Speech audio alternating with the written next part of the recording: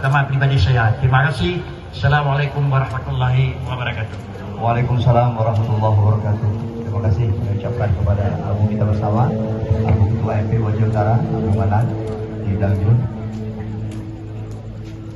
Ini langsung kami ralat ini, yang kami hormati Abi di Luangin. Jadi tidak menyebutkan Duk Dibung lagi, langsung Abi di Luangin.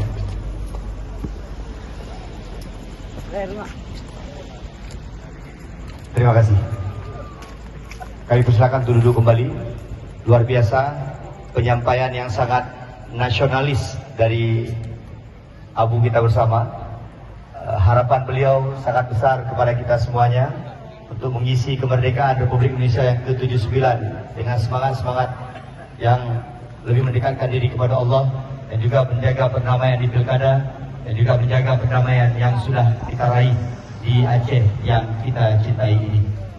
Hadirin sekalian yang kami muliakan, tibalah di puncak acara kita pada malam hari ini, yaitu Zikir Akbar atau zikir yang nantinya akan dipandu oleh Walidi Duk Sukun dan juga akan ditemani oleh Tengku Yusri Paseh, Tengku Bardi dan Tengku Muhammad Hatta.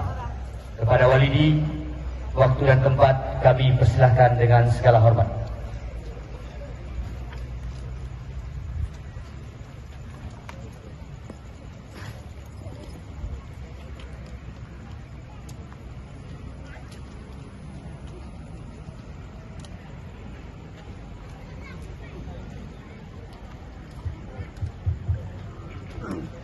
Satu.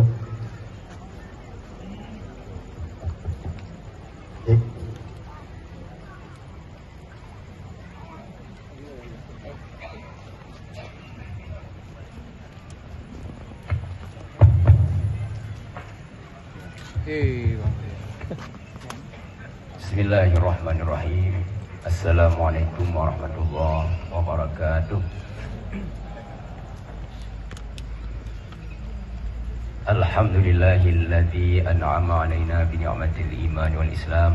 Wassalatu wassalamu ala sayyidina Muhammadin sayyidil a'rabi wal ajam wa ala alihi wa ashabihi dawil kiram. Amma ba'd.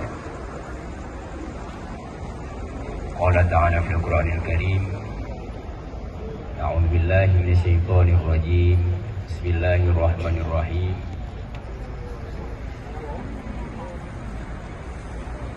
يا أيها الذين آمنوا اذكروا الله ذكرا كثيرا وسبحوه بكرة وأصيلا.